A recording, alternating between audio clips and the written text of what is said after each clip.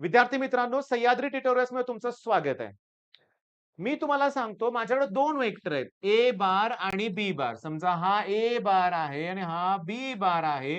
मला यांच्यामधला angle find out करायचा आहे. काय केलं पाहिजे? मी दोघांचा डॉट प्रॉडक्ट घेतला पाहिजे.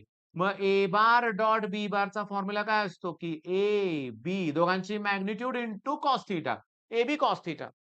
मग जर तुम्हाला कॉस थिटा काढायचा असेल तर ए ने डिवाइड करा ना. म्हणजे एक सांगू का, अँगल काढायचा आहे ना तुम्हाला, की तुम्ही सरळ-सरळ डॉट प्रॉडक्ट घ्या आणि मॅग्निट्यूडनं डिव्हाईड करा. बास. तुम्हाला अँगल बिटवीन लाईन जमेल, अँगल बिटवीन प्लेन जमेल. पण लाईन आणि प्लेनच्या वेळेस साइन थीटा घ्यावं लागतं. एवढाच फक्त बदल आहे. मग 3च प्रॉब्लेम एक्सप्लेन करतो. 3च. फापट पसारा काही गरज नाहीये. आला तर प्रश्न असाच येणार आहे. बघा, अँगल बिटवीन लाईन दिलेल्या आहेत लक्षात घ्या. ओके. आणि प्लेन पण आहे. अरे वाह! लाईन आणि प्लेन असेल तर मी काय बोललो होतो, साइन थीटा येणार. पण शांतपणे बघा. लाईन साठी हा वेक्टर घ्यायचा. ओके, घेतलाय का बघा. आय जे के बरोबर आहे. आणि प्लेन म्हणलं की त्याचा नॉर्मल एन बार घ्यायचा. मग दोन वेक्टर तुम्हाला कळालं. लाईन मधला वेक्टर कुठला घ्यायचा? हा लॅम्बडा इंटू असणारा. आणि प्लेन साठी काय घेणार? आर बार डॉट असणारा. मग दोन वेक्टर एकदा मिळाले की त्या दोघांचाच डॉट प्रॉडक्ट आणि दोघांच्याच मॅग्निट्यूडने डिव्हाइड करायचं. डॉट प्रॉडक्ट कसा काढतात? आयच्या कोएफिशियंटनं आयच्या कोएफिशियंटला मल्टिप्लाय करा. 2 1 जा 2. हे -1 ला +1 कॅन्सल, त्यामुळे फक्त 2 आलंय डॉट प्रॉडक्ट. इथं लक्षात आलं का बघा हे? आणि मॅग्निट्यूड कशी काढतात तुम्हाला माहिती आहे? रूटमध्ये 1 चा स्क्वेअर प्लस 1 चा स्क्वेअर प्लस 1 चा स्क्वेअर √3. 2 चा स्क्वेअर 4 प्लस 1 प्लस 1 6 झालं की. पण समजून घ्या, हे इथं काय गडबड केलंय सांगतो. हे √3 इंटू √3 इंटू √2 आहे.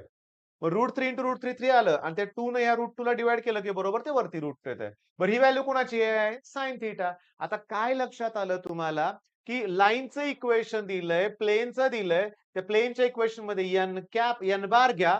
याला तुम्ही बी बार म्हणा. दोघांचा डॉट प्रॉडक्ट घ्या. दोघांची मॅग्निट्यूड घ्या आणि डॉट प्रॉडक्टला मॅग्निट्यूड डिव्हाईड करा. साइन इन्व्हर्स करा. फिनिश. सोपं आहे, सोपं आहे.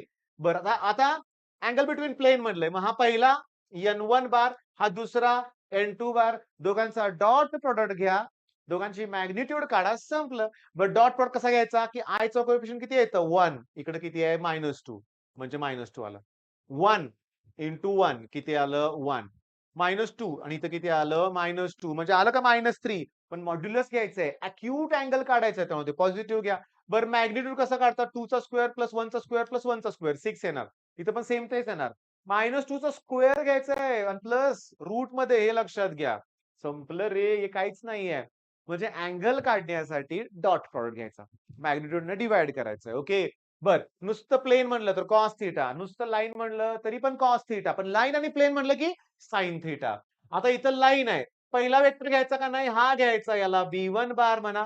हा दुसरा घ्या, त्याला B2 बार म्हणा किंवा C1 म्हणा किंवा B आणि C म्हणा. आता हे जे दोघं मिळाले, घ्या की दोघांचा डॉट प्रॉडक्ट. मग 2 इंटू 1 2 -2 इंटू +2 -4 1 इंटू 2 2 अरे 0 येते की. ओके 0च आलं. मग कॉस 90 ची व्हॅल्यू 0 असते म्हणजे तो दोघं एकमेकाला परपेंडिक्युलर आहेत. सिंपल. फिनिश एवढाच व्हिडिओ आहे. पण मला काय करायचंय? मला पाहिजे काय बघा.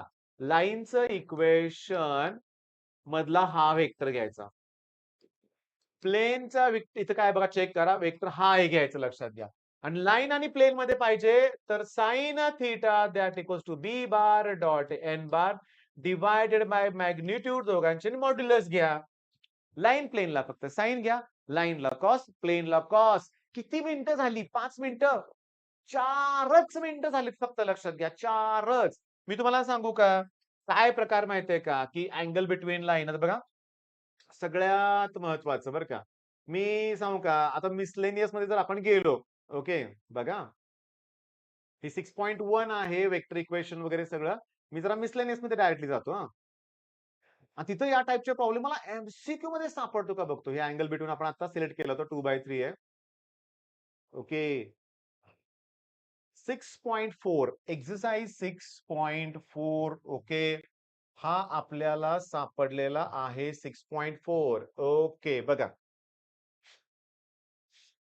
अँगल बिटवीन प्लेन्स म्हणलंय म्हणजे हा सांगा N1 आणि हा N2 दोघांचा डॉट प्रॉडक्ट. डॉट प्रॉडक्ट काय येणार 1 इंटू 2 2 1 into 1 minus 1, 2 1 जा 2, ते 4 बघा 4 minus 1 असं काहीतरी 3 वगैरे येईल. बरं ह्याची मॅग्निट्यूड तीच आहे ते √6. कसं येणार मॅग्निट्यूड? 1 चा स्क्वेअर 1, 1 चा स्क्वेअर 1, 2 चा स्क्वेअर 4 झालं की 6. √6 इथं पण √6 येतंय.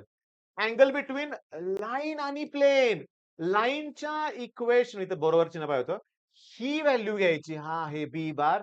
प्लेन मध्ये ही घ्यायची एन बार. दोघांचं डॉट प्रॉडक्ट आणि मॅग्निट्यूडने डिवाइड करा. ओके. इक्वोप्लेनर वगैरे जाऊ दे, डिस्टन्स वगैरे जाऊ दे. हे डिस्टन्स वगैरे वेगळे येतात पॉईंट. मी काय हरकत नाही. ओके.